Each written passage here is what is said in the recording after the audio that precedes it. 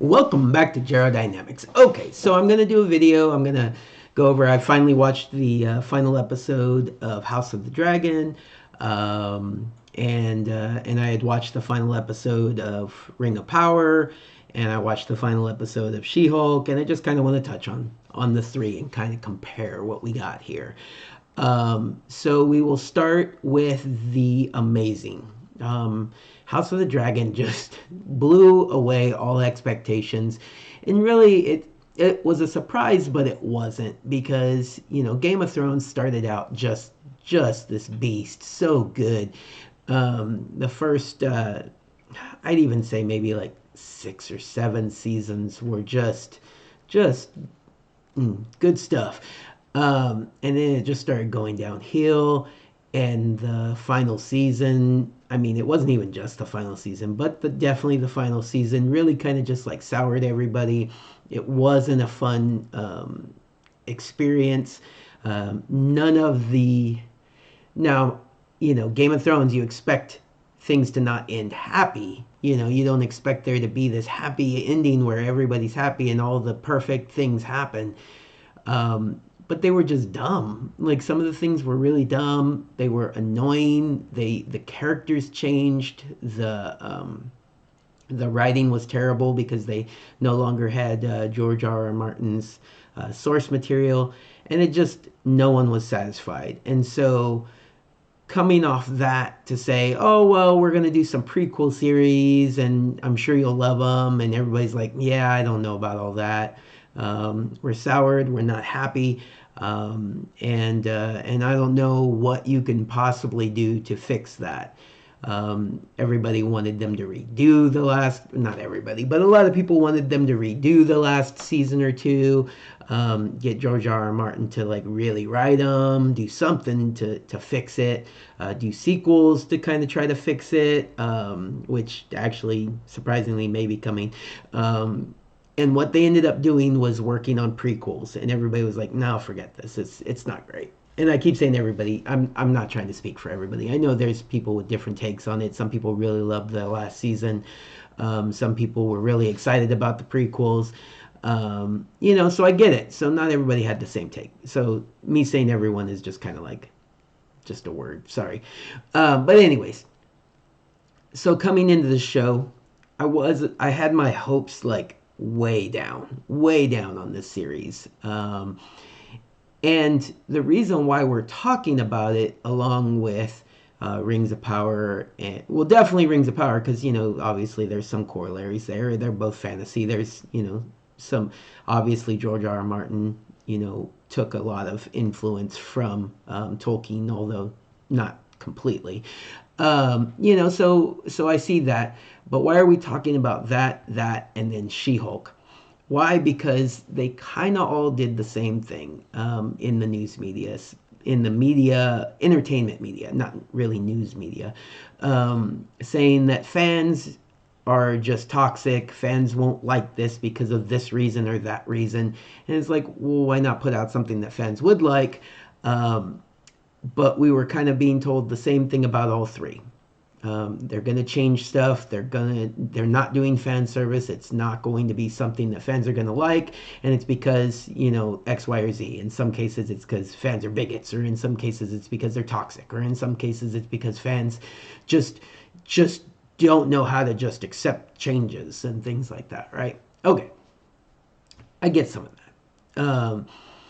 But here we are. We have cases of changes being made in all three of these. We have cases of them kind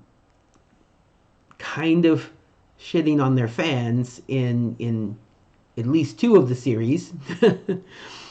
We have cases of them race swapping, gender swapping, culture swapping, all these different things that some people could be upset about. Most people are not as upset about it as the entertainment media would like you to believe, but nevertheless, those things took place, and there was some of that.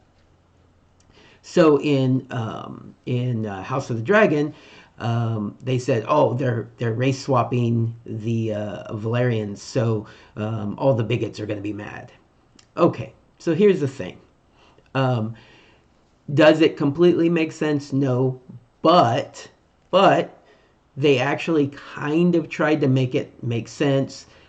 They had George R. R. Martin directly involved in it, his direct approval. So the author is approving of these changes. The author is approving of the inclusion of different races, and they made it work.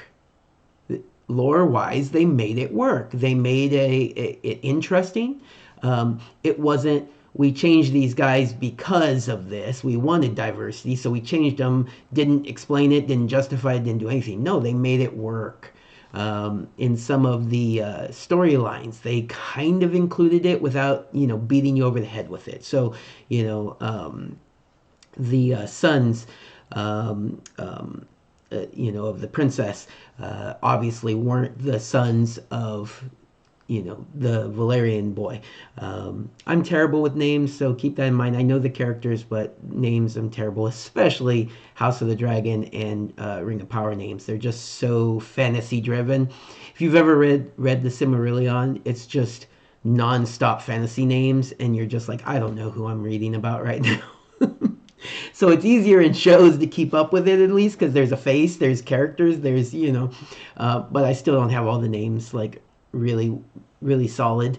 So I apologize. Probably should have them up on the list in front of me, and then, then I can do this a little easier. But anyway, so the sons that, that everybody knew weren't the sons of the Valerian boy.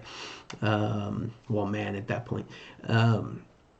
The strong boys, as they would call them sometimes.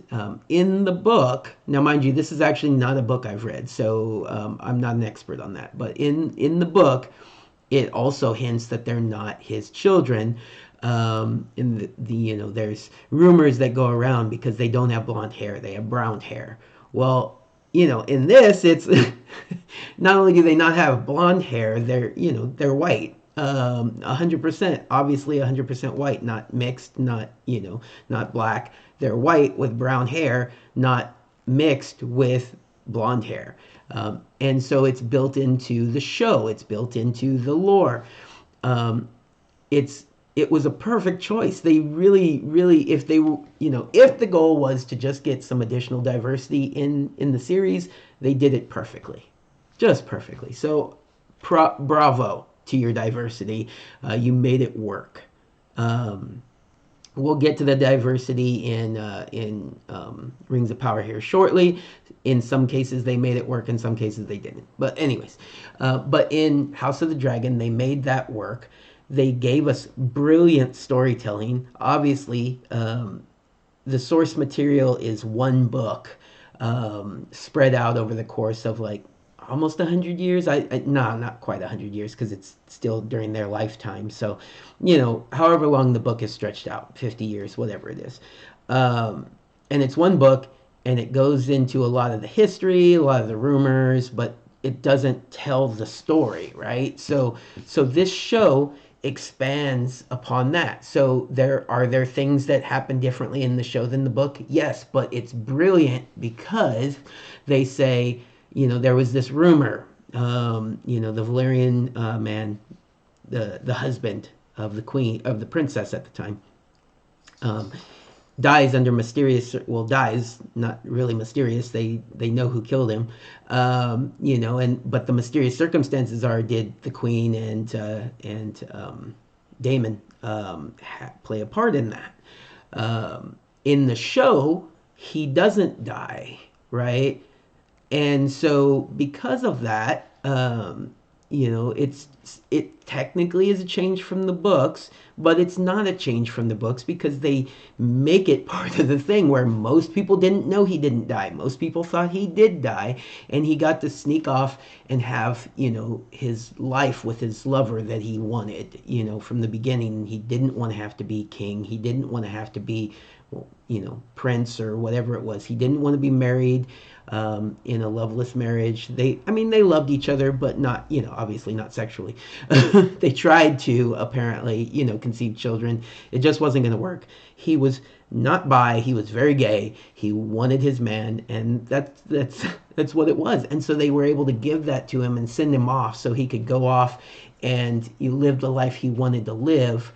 Um, and she could go on and marry, her brother, or not her brother, her uncle, which is, weird. It's Game of Thrones. But everybody was able to be happy except for everybody that thought he died, and except for that poor guy who was thrown in the fire and he actually did die, who no one knows his name.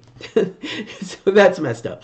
But but they made it work, right? So it's a change to the lore, but is it? Not really. It's not really a change to the lore. It's clarification. It's not a retcon. It's taking the lore and saying, yeah, you thought this, but this is what really happened, and it's not a retcon. It's just further details.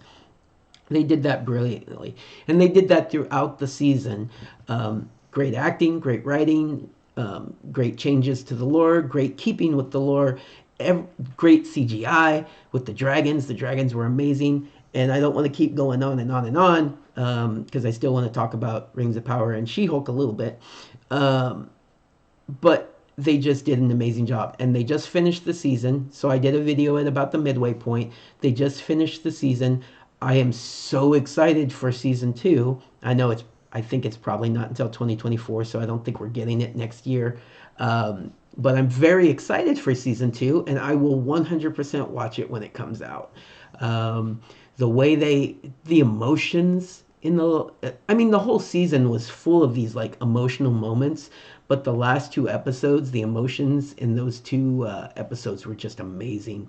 But there were other moments, like I had talked about previously, where Damon's second wife passed away or died because she was having complications giving birth, and she goes and she has her dragon burn her, and you just feel the emotion of everybody involved in that scene. The end of this episode ended where you felt the emotions of sadness and just rage. And it's just so good, and I'm so excited for the show to continue on. George R. R. Martin's involvement has been, limited, but just right, so he's able to help them flesh out his story. And so that's been just amazing. I hope it continues on. I hope we don't have another situation where we get towards the end of, I think it's supposed to be a 4 or 5 season show instead of, 8, 9, 10 season show that I think Game of Thrones was originally supposed to be, and they just they tried to compact it at the very end there and just ruined it. Anyways, I hope we don't get to the last season or 2 and it just kind of like falls off a cliff like Game of Thrones. But right now I'm excited for it, and I love it. And it's sad to me that growing up as such a huge fan of Tolkien and Lord of the Rings and The Hobbit and the Silmarillion, that I love this show from this modern author way more than the stuff that is basically my childhood. So let's move on to the Rings of Power. They did some of the diversity casting in this show. The Some of it doesn't really make sense, and they don't explain it, and it just is there, and that's it is what it is. I wish they would have built it in, maybe gave an explanation, done something. But instead, they're just like, nope, no. I mean, dwarves can be whatever color they are. Okay, you could have given me something more. Hobbits, not hobbits. That's a whole nother thing. The Harfoots can be whatever color. Elves can be whatever color. Okay, all right. Well, can you give me a little bit more? No, they just said, here it is, take it, and if you don't like it, you're a bigot. And it's frustrating because, they could have done something with it. They could have explained it a little bit. There's different races of elves and different races of dwarves and different races of Harfoots, and this is why, and this is, or this is the explanation, or just something, but nothing. We got nothing. Okay, so there's that. Then they take character names, characters you're supposed to know, and they make the characters in the show nothing like those characters you're supposed to know. Galadriel being the specific one. And then we get to some others that basically ruined the show even more at the end there. But yeah, so Galadriel has ruined the show from beginning to end of that first season. Could have been a great character, could have been amazing, but if they wanted this character, they should have just gave her a different name.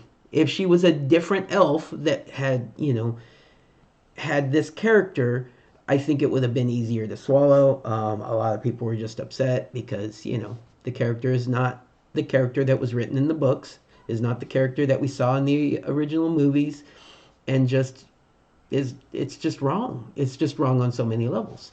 Um, and so, and then the Harfoots are terrible. They were just annoying. They shouldn't have been there. Their characters are just not. You can't cheer for them. Like they're just horrible to each other, and it was just not fun to watch. Um, the Numenorians were kind of boring and just not interesting. We just didn't get a lot from that. We had two good aspects to the show. One of them being the dwarves. I've talked about this previously. Going into the show, I was like, I can't even with these dwarves because, well, one, they obviously they have female dwarves, and I get it. They want to have a diverse cast. They want to have multiple. They want to have the different genders and different races for all the different races on Middle Earth. I get that's what they were going for. But then they have the dwarves, female dwarves, and we see everything no beards leading up into the series. We get to the series, and I don't know why they couldn't make it so you could kind of tell this leading up, but instead of full beards, at least they had wispy facial hair. They had something that stuck to the book, and I was like, oh, maybe I can hold out hope here. Maybe they'll try to stick to the book, stick to the lore. Have female dwarves. Female dwarves have beards. Let's but we want to showcase them a little bit. I ended up loving the dwarves storyline. I ended up loving most aspects of it. The only thing I would say was a disappointment is they looked terrible. The fake noses were terrible, and a lot of the costuming was terrible. But for some reason, the writing for the dwarves was great. I loved the lines. I loved the way they spoke. Even their accents, weren't as terrible as like say the Harfoots and some of the other characters. Their accents were pretty cool. And the storyline was good. I liked it. It's a change from the Cimmerillion, but I liked it. They had stuff in there that I could really go for. They had characters in there that were new characters. They had characters in there that were kind of based on characters that were in, older books like the Cimmerillion. But like I felt like there was no egregious change to characters, and it worked for me. So I really enjoyed the dwarves storyline all the way through this series. That's one of the only shining lights of the first season, and they didn't ruin it. The other part of the series that I liked, heading up until the last couple episodes, was the Southlands, the humans in the Southlands, and their dealings with the orcs and the Adal character. I think it was Adal. That character was amazing. The orcs were well done.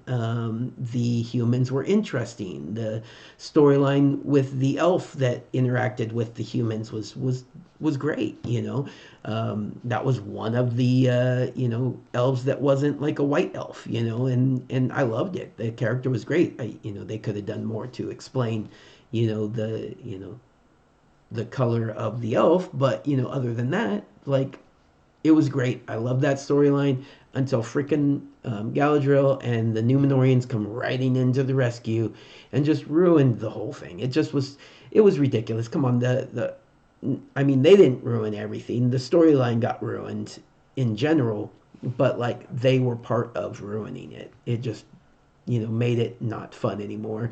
The sword ended up being a key to the dam to let the water loose, to let the Mount Doom erupt. It was cheesy. Mount Doom erupts, and for some reason, people are just, some people are fine. Galadriel got hit in the face by like a big old pyroblast, and she was fine. But a horse saddle was on fire, which was a cool like image or cool like like I don't know. It was cool to watch, but it wasn't like it just didn't make any sense that we were dealing with that, and but Galadriel's fine, and these other characters were not fine. They were dead, or this character was injured, or this character had her eyes burned out, or whatever. It just wasn't good. Um, and so I'm going in dealing with all that, and then everybody kind of guessed that. Oh, I'm forgetting his name right now, but the guy that was with Galadriel the whole time. I can't believe I'm forgetting his name, but anyways, that's what I already told you. Not so great with the names. Everybody kind of had an idea that he was Sauron. Ends up being Sauron. Not an interesting twist. Not because they were beating us over the head with it. So it's like it could have been a twist, but they basically told us. So that was kind of dumb. And that it just didn't work. The rings looked terrible. They ended up making the rings, and three of the rings after he left. And I don't know if that's, I can't quite remember if that's correct to canon, but it just didn't seem right. And that whole thing was just weird. Galadriel was like, we should make three rings because of this reason. And it's like, okay, all right. I mean, I guess I kind of see that, but it just was it was terribly done. I like the actress, but it's terribly acted. Everything has been just terrible with that. But I was going to, like, up until that point, I was like, okay, I mean, we've probably got a good, like, 2 years before the next season. I've got time to, like, kind of, like, let it settle and, maybe even reread the Silmarillion and just kind of, like, try to, like, see, because I see some people out there trying to justify things. And, I'm like, okay, maybe it'll work. And then they get to, the Harfoot and the Stranger story. And, obviously he's not Sauron. Everybody, mostly knew that he wasn't going to be Sauron. And there was also a pretty good idea he was a wizard, right? And I mean, they confirmed all that. He's not Sauron. He is a wizard. And it was fine. Everything seemed like, okay, he's a wizard, just some different wizard, maybe one of the blue ones, but that, it doesn't make sense why there's not two of them. That lady thing that's following him, like, could have possibly been the other one, but, anyways. Or it could have been just a different wizard that we hadn't gotten the name of in the lore yet, and that would have been fine. But they just did everything they could to hint that it was Gandalf. And it is probably Gandalf, and I'm done. I'm done. I won't, I have a long time to wait for the next season. Maybe I'll calm down. Maybe I'll just, like, not be, maybe I'll just be like, okay, I'll give it a chance again. But I think I'm done. At this point, they've almost assured us that it's Gandalf. I said if it was Gandalf, I was going to stop watching. I have the break between seasons to commit to that, but I think I'm done. If it's Gandalf, it doesn't make sense that it's Gandalf. It just is ridiculous. I don't like it. It could have been a different wizard. They could have done anything, and I'm just done. So, yeah, that's how I feel about the Rings of Power. It was a terrible season. The only thing that ended up being good from start to finish was the elves and the dwarves and their relationship with Elrond and that whole story with the mithril. I really like that. But I'm not going to watch the series just for that when there's multiple storylines that I just hate. So, all right. So, She-Hulk. We already knew this from beginning to end. It was terrible.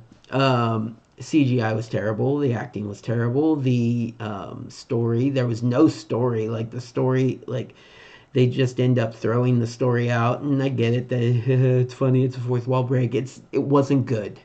It wasn't funny. It didn't make me laugh. It just did not work. And luckily they're saying they're not going to do a second season. So good, because I wasn't going to watch it. The only thing that would keep me watching it if they put out a second season is need to know what's going on to be able to, follow all of Marvel. Well, they told me in the first season, no, I don't need to know what's going on in She-Hulk because it had no impact on the rest of the story. So, I mean, other than now we know Abomination is in Karmatage with Wong. I mean, I guess that's important. We know that Hulk has a son. I guess that's important. We will see. And yeah, so She Hulk was terrible. Ring of Power was a little bit less terrible, but terrible. Probably won't watch either one of those shows if they do have a second season. And House of the Dragon was amazing. If you haven't watched it, I spoiled a bunch of it in this video, and I'll put in the title that there's spoilers. But if you watch this and you don't care that you have spoilers, there's so much I didn't touch on in the series, so I didn't spoil everything. It's really good. You should watch it. If you don't have HBO Max, maybe get it for a month, binge it, and then cancel it, or get the trial. There's probably like a trial membership where you can get HBO Max for a trial for free for a week. You can knock that out easily in the week. You can knock it out in a day if you really are committed. It's worth it. It's good. You want to do it. You want to watch it. Those other two series, and so this kind of tells you it's like they said we were going to hate them all for the same reasons. Wrong. Rings of Power was terrible. She-Hulk was terrible. It was terrible for other reasons other than these things that they said it was going to be terrible for. And House of the Dragon was amazing regardless of those things. That's my take on it. I hope you enjoyed my take on it. Hope you, and if you don't, you can comment. If you disagree, you can comment. But that's where I am. All right, everybody, take care. Have a good day.